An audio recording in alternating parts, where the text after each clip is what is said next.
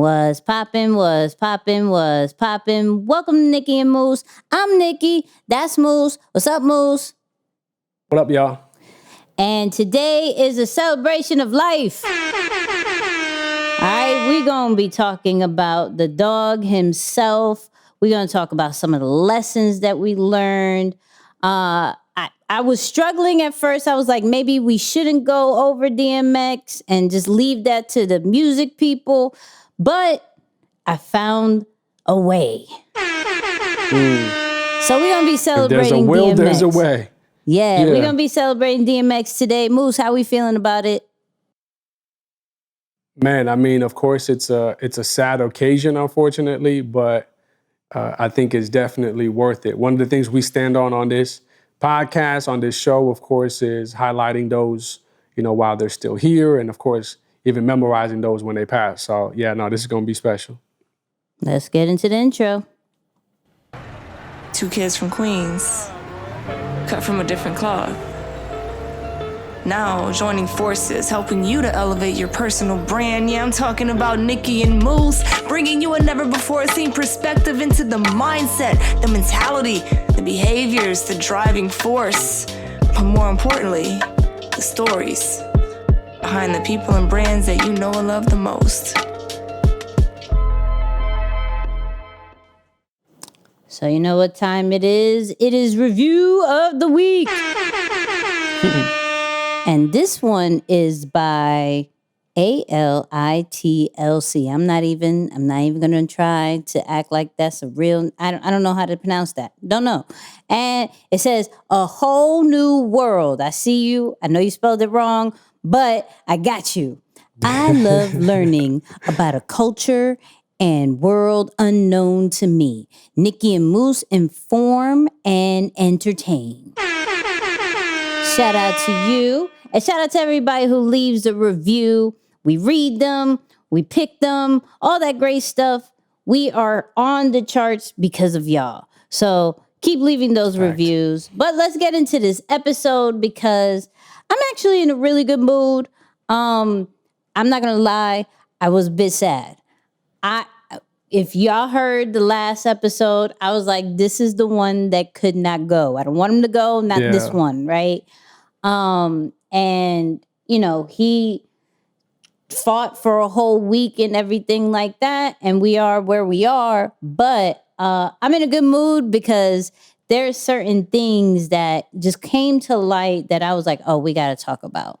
We got to bring our perspective into things because, of course, what we said was going to happen, which was we're going to hear more stories of what he did. We're going to see how he really impacted the world. And there was a particular message that I definitely want to break down, of course, from Swiss Beats himself. But first off, Moose, how are we feeling about the passing, all that great stuff? I want your perspective. Go ahead. Yeah, I think what you said is spot on, though, Nix. Like, obviously, death is the cycle of life. It's sad. It's very unfortunate. We all wish it can't happen.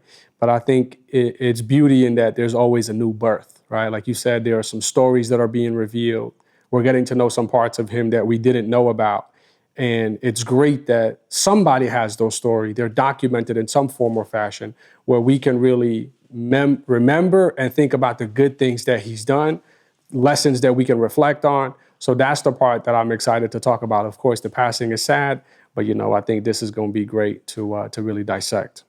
Yeah. So let's talk about, first off, the one part that does piss me off. Okay, the one part.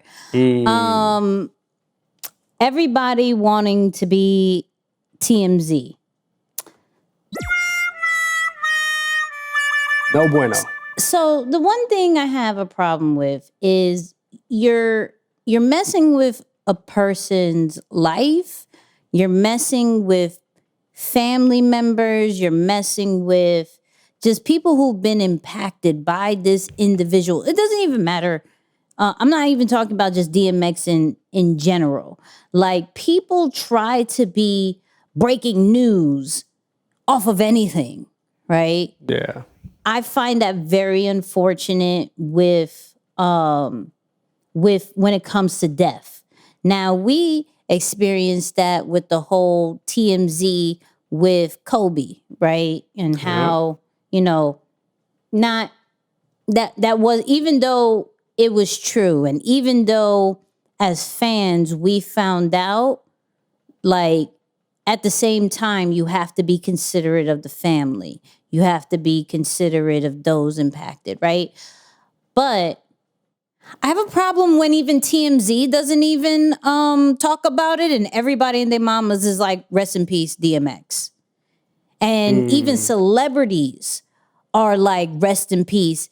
And then when it gets screenshot and everybody runs to it, I was on Clubhouse, and I'm not gonna name no names because that's not the type of person I am.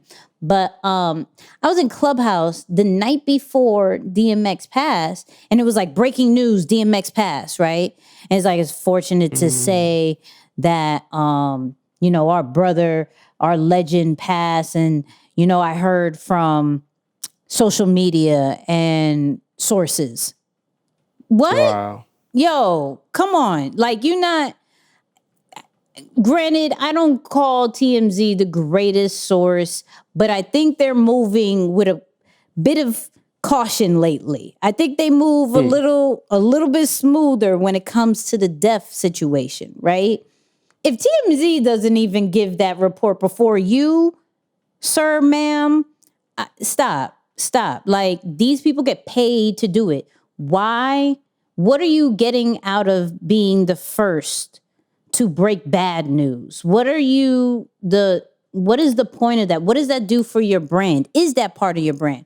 Are you all of a sudden the new TMZ on a lower level? If that was true, cool. If you are Joe Schmo that runs a business, that runs a shop, that is a comedian, that does whatever, why are you trying to break news? Why? Let that be for the media. I mean, that's the thing. Like, let that be for the media outlets. Let that stay in your lane. Like, that's what I would say. Stay in your lane. There are people who have been paying close attention to certain stories. Like, let them get the facts. Let them address the family. Let them get the backlash if they are wrong. Your brand shouldn't, your voice shouldn't even touch something that you haven't even met. Yeah. I don't understand that. That's just me. Yeah, it's so sad, man, because, last week we talked about, that other situation, and we talked about the importance of, you got to prioritize character over content. And I think that resonated with a lot of people. But I also believe that there's a sense of responsibility, man. And I wish there was something like, I know, before you sign up or create an account, there's always like a checklist, right? Like, you got to agree to the terms and conditions. But I wish that this would start becoming not just an unwritten rule, because I think saying that it's an unwritten rule for us to release that type of information is probably, I don't know, it's an assumption that people take for granted, or it's not communicated clearly. But I wish that can be something that's stressed with a little bit more importance. Like, man, there's a responsibility that comes with your platform, whether you use it for personal use and entertainment or for professional reasons. There's just some things that you don't do, man. And I know the term is called like chasing clout. You're just wanting to always be in the know and always be included in whatever the conversation, is taking place. But this is one of those times where I don't know that there's much that you'd want to be known for when it comes to, announcing someone's death prematurely, especially when you don't have no connection with them, you don't know the family. Like, it's just too low. So I don't want to give it too much energy. We talked about it before, but definitely there's a level of responsibility that should come with your platforms, regardless of how you use it. Well, my thing is, like, can you even be consistent with this breaking news vibe that you want to do? Because let's look at it from this standpoint. And I'm trying to take my emotions out of it from the DMX standpoint, right? I'm only talking about it just from like a totality of it, right? So let's just say you do that, right? And let's take the death out of it. Let's say, I don't know, random, LeBron just quits the Lakers. Don't clip this and say that's the new thing. Don't do that. Don't do that, right? But let's just say LeBron quits the Lakers, right? And you got word of it. Cool. You say it. Now you're going to get a whole bunch of people following you for that reason, right? Can you keep up with that news? Is now your whole thing going to be breaking news or all about LeBron or the person that you're breaking? Like, or are you just doing it for that moment to say, yo, that was me who broke it? But then you do nothing with the people who came and checked you out. You're just now saying, yo, I got numbers. Because I said this, I got so many views, followers, all that great stuff. Is that your own pat on the back? What does that do in 2 weeks for you? Does that give you extra money? Does that give you extra credibility? Does that give you more clothes? Did that give you more cars, houses, a great relationship? What does that really do to say, yo, I was the first one, but that's not really your brand? That's my whole thing. Taking out of the whole situation, if you cannot be a TMZ, an Entertainment Weekly, all that great stuff, if you can't be none of that, don't leave it up for those people who get paid for that, who get advertisement dollars for that, who has connections because of that. Now you are up, especially when it comes to the death topic, you are looking a little bit crazy, especially if you're wrong. Because I know for sure that the person, like I said, on Clubhouse who did it prematurely, I'm never going in their rooms again. For what? You're really chasing titles. You literally did that for clickbait. Literally. Because minutes later, the manager came out and said, yo, can you please stop saying rest in peace? My man is still alive. Wow. And so, okay, cool. Now, you may not care, right? Like, oh, okay, well, I said that wrong.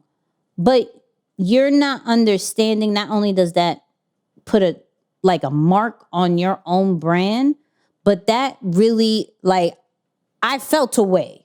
Like, I was like, oh man, like, I don't know if I was ready. Like, but that's what I'm saying. Like, you really don't, I think people downplay their words. I think the people downplay their platforms, their influence, right? Based off just because they want to be the first to it, and they don't necessarily care if they were right or wrong because maybe they don't have true connections to what they're speaking about. But at the same time, you're messing with people's feelings, and I don't know right, wrong of the feeling. Just I would stay truly away for it. Stay within what we know you for, and leave the entertainment, gossip kind of vibes to those who really do that, or leave that information to those who are truly close to the circle. This has been an era of just pure gossip for quite a while, especially now that we have phones and social media. And I can't knock it because people's lives are our entertainment. Unfortunately, right? Not very proud to say that, but that's what it is. And so for some people to stay relevant, they try to do those things. But I'm going to say, I don't go for it. I think it's bad. If you want to be known to be the new TMZ, please brand yourself that way. Please, when you get the traffic that you were seeking for, that you continuously feed the people with the clout that you are chasing. Just saying. Big But- facts. Big facts. But let's go. So, though this is a sad message, right? Initially, right? That Swiss Beats put out, you could see he was struggling and speaking on it. There are certain parts that I wanted to break down for this podcast, right? Clearly with Moose's permission. You know, I don't do nothing without Moose. I mean, but that I felt would really help people because I was, like I said, I was really struggling and going to leave DMX completely off after he passed because I was like, DMX was great, a legend at rapping, right? But breaking down his brand, I was having a problem with it. I was like, how do we pull the lessons and everything like that? Especially with his past and things like that. But thank you, Swiss Beats, for pointing out certain things that would help with that. One of the things that I wanted to definitely talk about is we look at certain greats and they position themselves for an empire. But what DMX did was position others to build an empire. So we got a clip from Swiss Beats talking about that. He never lived for himself. He lived for everybody else. I'm in position because of DMX. Millions of people are in position and inspired because of DMX. My brother was one of one, none before and none to come. He was the most loyal person I've ever known. He's been Rough Rider since day one. Everybody threw millions of dollars. You could not buy DMX. You couldn't buy him. He was never for sale. His loyalty for who he loved was never for sale. His family was never for sale. His integrity was never for sale. You might learn something from him.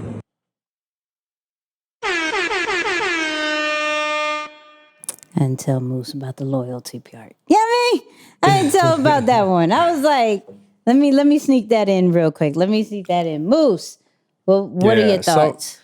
So much respect, man. So much respect. I think, for those who've listened to our Swiss Beats breakdown, and in a lot of those episodes, you kind of see, or even if you follow just on him on social media, or even the time when DMX was on the verses, like you can see there is like a deep connection with him and DMX.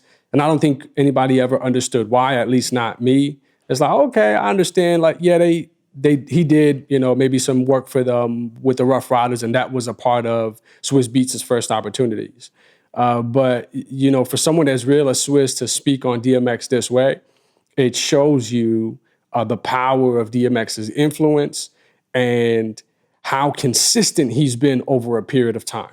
I mean, I want to just maybe guesstimate at least 15, 20-year relationship, but you don't speak about someone with that much emotion, with that much just truth and passion, if someone wasn't a consistent influence in your life for decades or has truly impacted and made an impact on what you've done. Now, you tie that into the fact that they had such a close relationship, then it becomes an intimate connection, right? It's like, man, yeah, this person is not just someone who I've admired or looked up to, but we also have an actual personal connection or a true friendship and relationship. So I think it's beautiful to see the impact that someone like that has made. And I think the thing that comes to mind first and foremost for me is like, man, this is a reminder for us who get the opportunity to still be alive today. It's like, yo, nothing that you do goes in vain. Like all the good and the impact that you drive on your journey, on your path, in your mission, through your brand and the effort that you put in, it doesn't go in vain. There was a period of time where I often used to think about social media and say, and you've heard the part, don't look at the likes, but I would say focus on the people who are not liking. Meaning, not that I'm saying go try and convince people to like your stuff, but the people who don't have the courage to like or comment but are watching, because we know it happens, those are the people who are moved most by your message.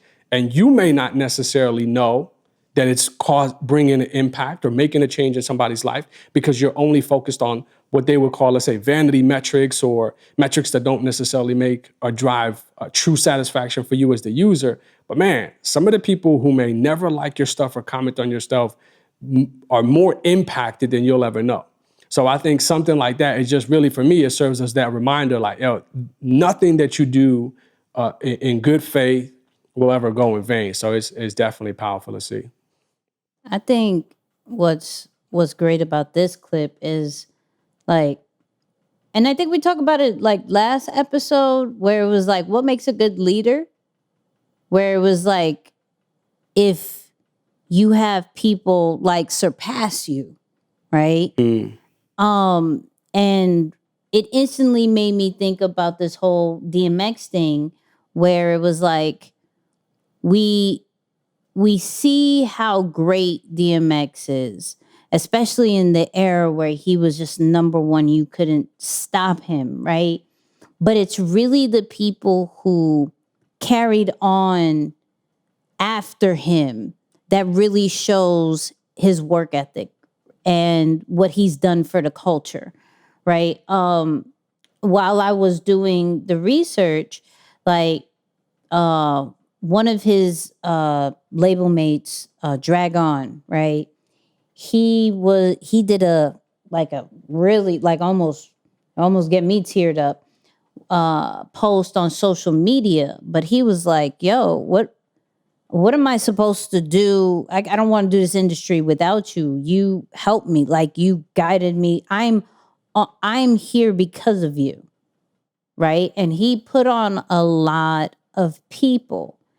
And it doesn't, for me, it doesn't matter the millions and millions of like businesses that he could have done. It was the millions and millions of people he impacted that made them millions, you know, that inspired them to give them their own record label, their own businesses, their own creativity, their own way of serving, because he did what he did and he gave them the foundation for them to do it themselves, right? And I think that alone shows how good of a leader he was, right? Say what you want about what he went through. There's one thing that if you hear anybody who has connected with DMX, is that he cared about others more than himself. So he's going to want other people to win. He's going to want other people to do more than what he is doing, right? And I'm like, oh, are we I don't even know, like, because, and we'll get to the part where I was like, are we doing this wrong kind of vibe? Because I feel, after listening and watching and seeing some of these things that people are saying about DMX, like, are we serving enough? Are we giving the people more without expecting so much in return? Like, he expected nothing in return. He talked to everybody that came up to him. Like, if you looked at the videos on his own personal page, he did a whole remix of what was it, the Christmas Carol kind of thing, the reindeer joint, and he made that, and he was just having fun with it, right? He was what we know as DMX as the rapper, and then DMX as the person, is really two different things, right? And we'll get in more into like the aggressive and everything like that, but a server, but a person who puts people in position, a person who will push somebody to greatness and just stand back and smile and take all the the bullets and the fire so they wouldn't. I think that alone is like, we have to learn from that. Somehow, some way, how can we serve more to put other people in position? Because if we could say, or somebody else could say, yo, I learned that from this person, or I'm a pure student, or I'm a pure replica of this person, does that mean more than maybe the stuff we build on our own? Does that last longer than the stuff that we built on our own? I was really moved by when Swiss said that, because I'm like, yo, like, maybe we have to be a bit more intentional with getting people in position. I'm not gonna even lie. Shout out to Kurt. After watching this, I was like, Kurt, what do you want to do? Because I need to help you. Like, I need to make sure you're good, this, that, and the third. I've been very vocal how I feel about Isaiah. There's certain people that I'm now going to focus, like, you know what? Instead of going so hard, maybe with the internal stuff that I'm doing here, maybe if I just help others, right, it will work out better. Maybe that's one of the things I need to add. Not necessarily take over, but maybe that's one thing I definitely need to add, is how do I help build these particular people, not only within my community, but, you know, with certain individuals, to say, yo, I want to have, at the end of the day, yo, it's because of Nicky I'm in position to where I want that statement. That is something I definitely want. That's on my bucket list. So people got places and locations and stuff like, and money. I'm like, I want somebody to say I'm in position because of Nicky. That's on my bucket list. Yeah, it's dope. You know, I think it's definitely dope when you think about it. And I'll give some of my final words a little early, just because I don't think this one should wait. You know, and of course, everyone's their own person, right? Some people want the recognition. I personally am someone who doesn't want the recognition. Like, there are some examples of people who give and intentionally say, hey, leave my name off of the giving list, right? Because they just want to, that's their way of governing their intentions. That's their way of protecting their heart so that people don't know what's happening. So everyone has their... You're talking about this early? We talking about, do we got to cut into that one? Do we got to... kind of led with it. I mean, we can go there, but I did want to, you know, at least put it out there just briefly. But my point is, and this is the part that I wanted to kind of connect to, and I'll circle back this again on the final words. But there's, and some of y'all may laugh because maybe you don't listen to him, but Macklemore, you know, there's a line in one of his songs, and I don't even know which song, so don't quote me on it. But in a line in one of his songs, he says, people die twice. The first time is when they bury you. The second time is when your name is mentioned last, like the last time that somebody mentions your name.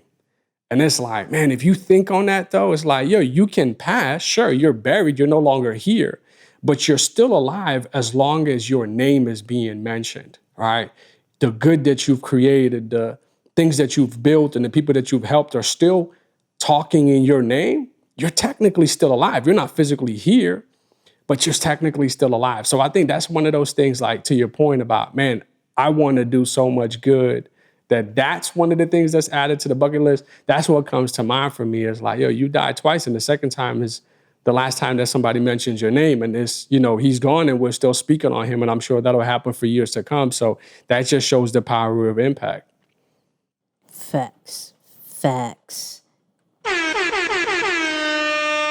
But let's talk about a little bit more on the branding side, even more, right? A little bit more. I found this clip that made me laugh. Definitely made me laugh, but very true that we all have to think about when creating who we are. So Do they growl at you or not so much the growling, but I saw this dude the other day, and it was like, "Yo, what up, DMX? How you doing?" Yeah. I'm like, "Come on, homie, right? Really?" Hey, but you know what's a trip though, DMX? My whole career too. Anytime that I go to talk about X, I'll do kind of the same thing. Like even when I see Ice Cube, I go, "Oh yay!" So if I'm talking about DMX, I'm like, "Hey, what's going on?"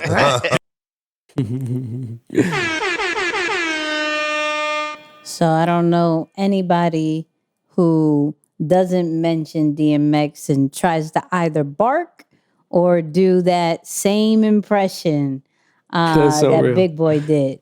There's we've seen comedians do it. I think Dave Chappelle, like you said, Moose before this has done it. But like the great thing about building a brand is that there's certain things that will make us recognize you, right? I've been reading this book. Shout out to Deeper Than the Brand community. They know the book I'm talking about. And if you want to know, tweet us. You know what I mean? Little shameless plug real quick. Huh? Yeah, me. Nicky and Moose everywhere. You know what I mean? But there's this book that was saying like, you know, you have to own a word in the mind of a consumer, right? But now I'm thinking you kind of have to own something in saying it, in reading it, in hearing it, and feeling it, right? And that's one of the things that DMX did very well. Like when we hear the growl or even when we see a pit bull, like we think of DMX. Right. Yeah. When we feel when we hear that aggressive like flow, we think of DMX, right? The way that hey, it's DMX, it's me. Like that we know when we hear that, that's DMX, right? So we have to be like, yo, how do I get something that when people hear it, like when they hear a certain tone, when they see a certain figure, something that they can say, yo, that's me, right? That's me right there. When they see, when they see the what up, and the arm stretched out, that's E, right? When you hear motivation, that's E, right? So we think about it and we see what these legends do. We hear what they do, but are we really picking up why they're so memorable? Because they like burn it in our brain that this is their brand. Like there is not, and it goes by repetition. Like every song you heard a growl. Every song you heard a bark, right? Every song you had that same kind of flow. So when you hear it, you know exactly, you can hear 3 seconds of it. That's DMX. Yeah. Hands down, that's DMX.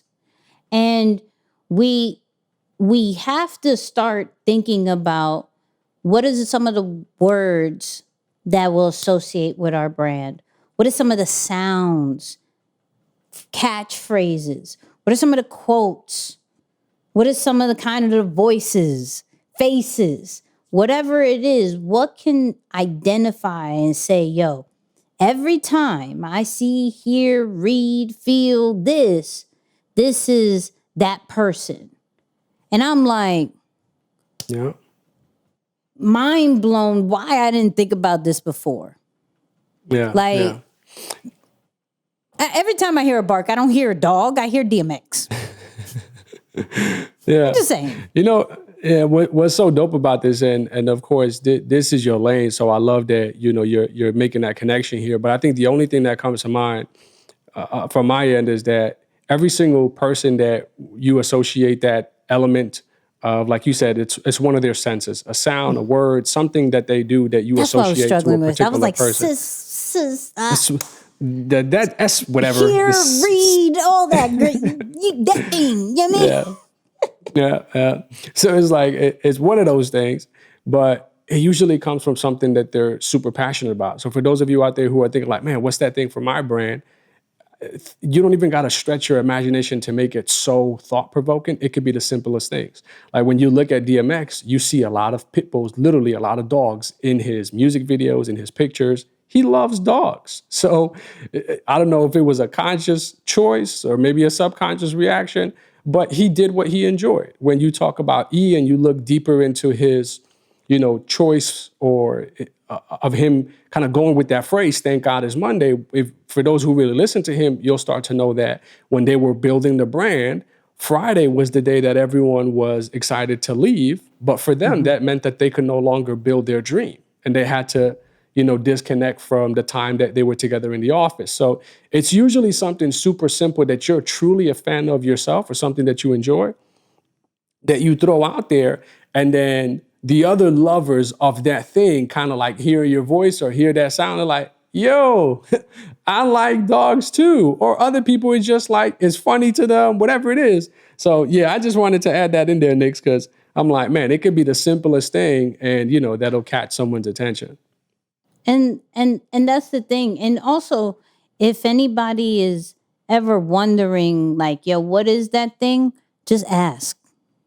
Like, ask close people, ask your followers, ask people if you have an email list, whatever it is, like ask people, yo, what is one thing, one word that you associate me with?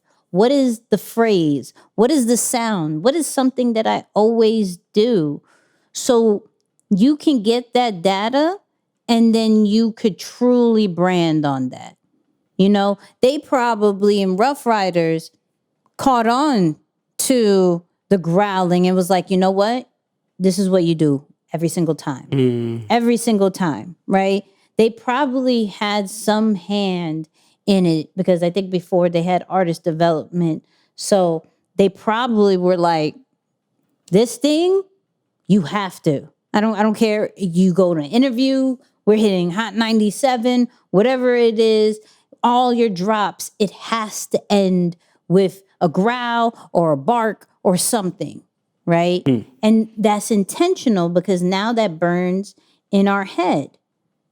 What are you saying? What are you doing? What is the gestures? What is the colors? What is something that you always do, wear, say, whatever, every single time that it burns in our head that we could always attach you with?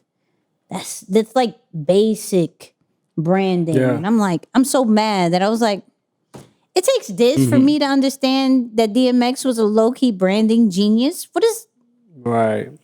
Like the littlest things, even from the chain, like, and we'll get into that part, but like his chain is always like a silver, like dog collar kind of vibe. Like it wasn't gold. It wasn't diamond out or anything like that. He always had kind of like this silver, like dog collar kind of vibe. You can't, like, there's certain things you could always recognize and be like, okay, my man can't say anything. He just shows up. That's DMX. That's right there. You can have 7 of those, right? And if one of them had the chain, that one's DMX. Yeah. Little things. Yeah. It's true. Little things. It's true. It's true. Yeah. But this last part, I feel like we're going to be on for a little bit. That's why we left this one for last. Another part from Swiss Beats that was very, very interesting. And me and Moose have talked about this, and Moose definitely feels a certain kind of way about this. That's why I got it. Let's go into it. X loved everybody. This man had $30 million writing his music in abandoned buildings. He would give his clothes away. He would sit down with homeless people and eat with them with $30 million in the bank. He cared about no money. He cared about humanity. He was a humanitarian. He did more charity than probably every artist I know. The only difference with his charity is he never talked about it. He just did it on a daily basis. Understand who my brother was.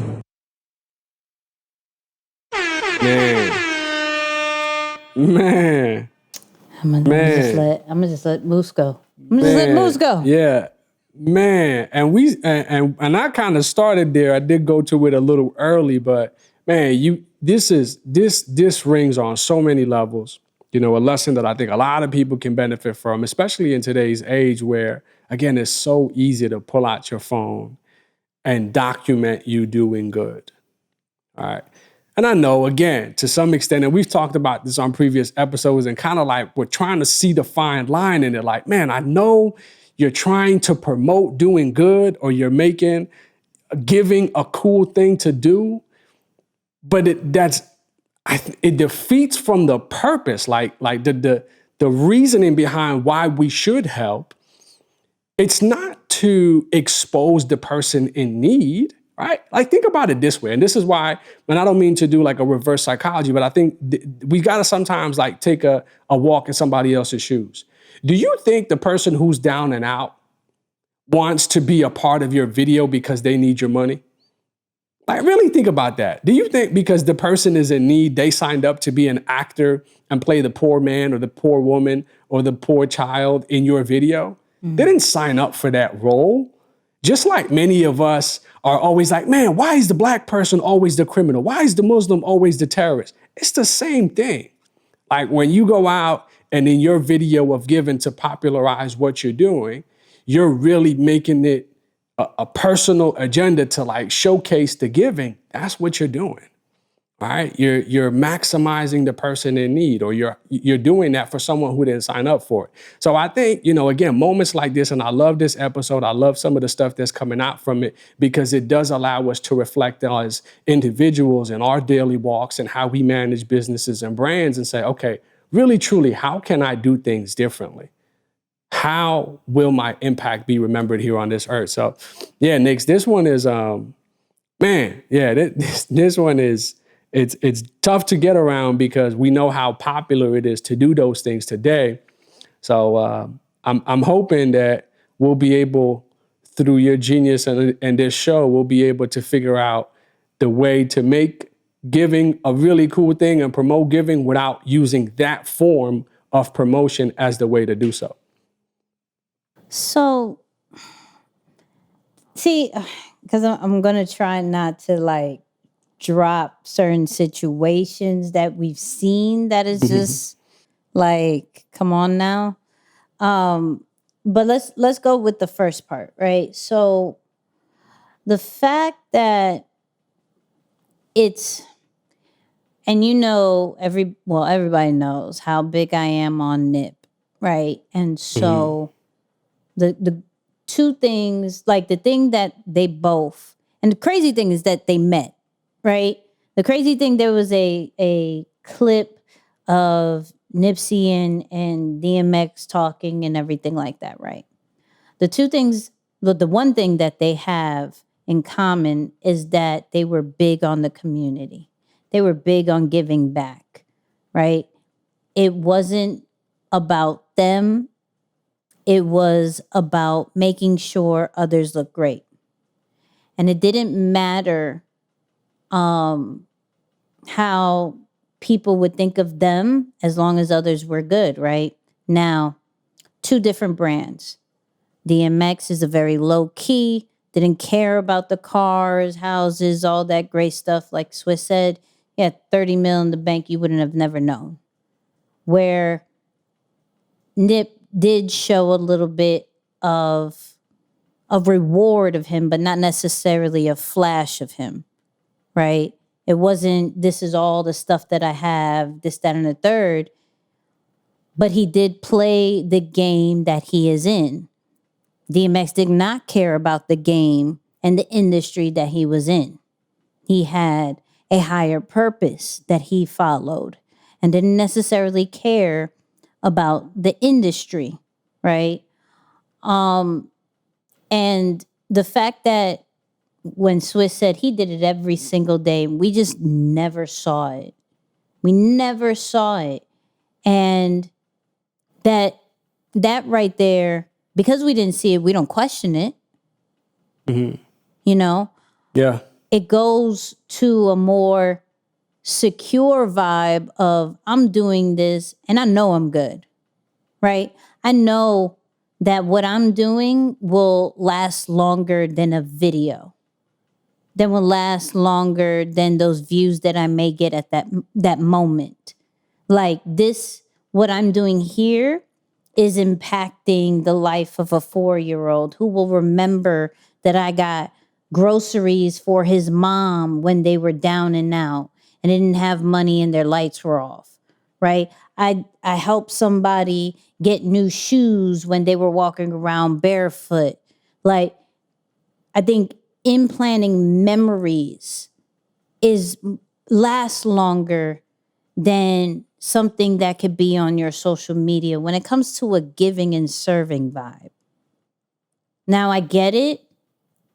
You know, some people are like, they won't believe me if I don't show it. They may think this, they may think that. You allow people to say your legacy, not social media. And granted, I'm huge on social media. Like, not me personally, like, I got numbers, and that's not what I'm saying, okay? No. That's not what I'm saying. That was not a flex. Meaning, it was definitely not a flex. People be like, what? No, you're not. Right. But what I mean by that is like, I'm big on utilizing social media as a tool to expand who you really are, right? I'm big on that. But at the same time, I'm not big on creating content just so it makes you look good. Just so you can do the see what I do, see what I have, see what I do for other people. Let other people be the testimony. Not you saying this is what I've done. Hey, let me give this to certain media outlets and put that in their ear so they could showcase it on their platforms and things like that. Why? Because people who do that indirectly are still selling. So if you are doing something and then showcasing it here and there, people are going to instantly think, yo, who is this person? They're really good. Let me get to know them more. Well, I have a program. I have an ebook. I have this. I have that. Since you're on my page, you might as well get that. So you think you're showing good when in all actuality, you're still selling. It's just called indirect selling. Yeah. And so if you intentionally wanted to help somebody, do it for them. Now, if they post it, that's on them. That's a different story. Yeah. That's a different story, right?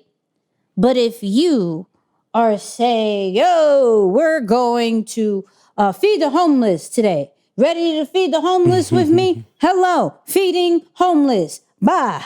I am feeding them mashed potatoes. Play by play, no one cares. Come on. Yeah. No one. They didn't sign up for that role, bruh. Right. Yeah. And also, just like how Moose said, but I'm going to say it in a more direct way because he says it in a more nice way, right? Let's say I was broke. Praise God, that will never, ever happen. I will say never, right? Let's say I was broke, right? And I was down and I wanted Wawa. Shout out to Wawa. Right? I wanted Wawa. If somebody was like, yo, I'm going to Wawa. Oh, she needs Wawa. Yo, look, I'm giving her Wawa. I don't want nobody knowing that I want Wawa. Right. I don't want nobody to know that I'm hungry. I didn't ask for this position. I didn't ask to be this hungry. I didn't ask to be part of the video. I didn't ask to be in the situation that I'm in. So if I'm not documenting my own flaws, my own downfalls and everything like that, who gives you the right to do that? Yeah. And also remember, like, man, for everyday people, it is so difficult for you to ask, even with money in your pocket, to ask somebody to help you with something. It could be a favor. It could be something. There's people who would kill before they ask for help. Extreme example, but you get the idea. Imagine the person in need, right? There's still a dignity element there, right? There's still a piece of like, man, I wasn't here before. And you are really minimizing their story, which is what matters most, all right? To get to know their experience, what they've been through, what got them here, what do they really need beside a meal or a quick buck, all right? Because you're making it about you. So even the intent, the impact that you can drive in that exchange, you're just cruising right over it because you're focused on how you look instead of saying, man, what does that person need to hear right now? What can I really do to help them connect the dots so that maybe they don't relapse or go back to that same thing? So yeah, on so many different levels, I think this is going to challenge our perspective to say, okay, what is help? What is giving back? And what isn't? Maybe what we thought is help isn't help after all, and actually it's actually doing more harm than good. So, yeah. And the thing is also, like, did you get their consent to make them entertainment? They didn't sign up for that role. They didn't sign up for that role. They definitely didn't. Let's think about it. Like, if this was a full production, there's consent forms for us to be on TV, radio, commercials, things like that. There needs to be a consent form to be on your social media. There has to. Like, I don't want to go to a supermarket and now all of a sudden I'm on the news because you paid for my groceries that I didn't necessarily even ask for. Yeah. And now I'm in this narrative of you're giving to the needy or giving back to the community. Maybe I was just driving by. This happened to be the supermarket that I was in. Like I needed. Get a gallon of milk. Right. I needed I needed a gallon of milk. I was going straight home. I got plenty of money. Eggs every single day, 3 eggs every day. So I run out of eggs very easily. And so, okay, on my way home, boom. But now you're like, yo, I got all the grocery. I didn't ask you. Right. And now I'm on TV like, yo, hold on. Now, True. Even if I said no, look, let me go, hold up. Nah, I don't need that. Now you still have footage that I have no clue what you're going to do with. Right. Like, I just don't understand that. Like, but granted, some people do truly move with like a pure heart with it. Like, yo, I just want to show other people that they should be doing this too. So let me speak on that, right? Because I'm not sitting here saying everybody does it for the clout. I'm not. Mm-hmm. No, yeah. But not everything needs to be, how about this? I'll say it like this. Everything does need to be documented. It doesn't need to come out right away. Okay, that's it right there. I'm just saying, like, yeah. Now that Swiss said that, I would love to see it.